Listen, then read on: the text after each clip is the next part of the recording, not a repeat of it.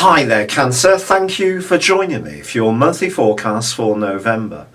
The month begins with Mercury, the planet of communication, of talk and thought, and of commerce, moving out of a part of your horoscope which has potentially made your thinking a little bit inward in the previous 10 weeks. This may have seen you rather more preoccupied with your own needs, or at times rather more subjective about emotional considerations. But it moves on the 2nd into a much brighter, sparkling part of your scope. It's going to help you to be much more self-expressive about your sense of humour, and generally you can feel more outgoing.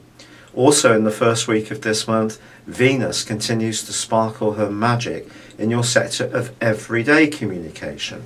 And I think where the Virgo influence has been very strong for you of late, which has helped you to put your ideas across and perhaps have some playful moments, behind this there may have been part of you that's just felt a little bit disengaged. This will be less of a problem as this month begins. However, there is a quarter moon which occurs in Leo on the 3rd, and the suggestion here is that you could find yourself tempted to splash out some money, perhaps give your wardrobe a little bit of an update, and of course with the seasonal celebrations racing up fast, perhaps it's right that you do treat yourself to something that gives you that touch of glamour. However, the quarter moon also points towards the potential that with Christmas presents in mind, you may find yourself a little bit pulled in two directions about what you really want to invest in terms of your budget and the requests that are coming in, especially if you've got children. However, on the 9th, Venus does move out of Virgo and moves into the area that Mercury has just vacated. But Venus moving into this area can be delicious if you're someone who really enjoys home cooking, or perhaps creating a crafting type of interest, or perhaps you're someone who's going to be having guests over the Christmas holidays and you do want to make sure that your abode is just so for them. Now Mars is going to be moving on the 13th, joining up with Libra, and that's going to give you a bit more motivation. But you can't demand that other people fall in with your plans, because you may find that they start to actually be a little more uncooperative. Fortunately, a beautiful, wonderful new moon on the 11th, which links with the planet of fortune, Jupiter, suggests that you're still going to have a winning way when it comes to persuasion and just enthusing people with what you have to say. So if you do use a little bit of diplomacy, you may help to get a partner who's a little bit reluctant to help you with that decorating off the settee and into action, but just use a softly approach. I do feel also when it comes to your romantic situation that Venus and Mars are asking you to be conscious of the feeling side of the tie, not necessarily the more control side of it.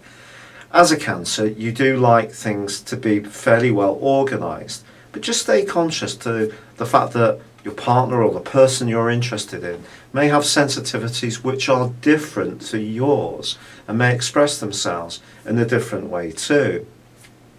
Now there is going to be a big shift as this month goes on, and this sees both Mercury and the Sun, which are splendidly close together in week 3, tremendous if you are wanting to be more creative in any part of your situation.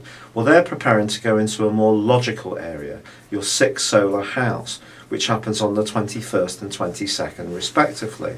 Now they join up here with Saturn, the planet of structure, and this is a little bit of a more tricky aspect that's in the background for the whole of this month, and that is Saturn's square with Neptune.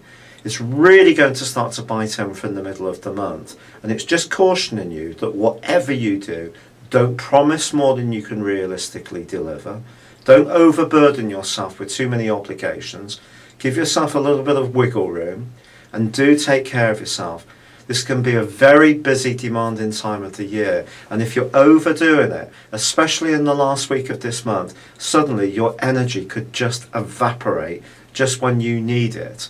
So do be very conscious of not spreading yourself too thinly, not trying to please everybody or look after everybody, and trying to create a little bit of you time, especially in those last few days when a trying psychological full moon on the 25th could really take an enormous amount of vitality out of you.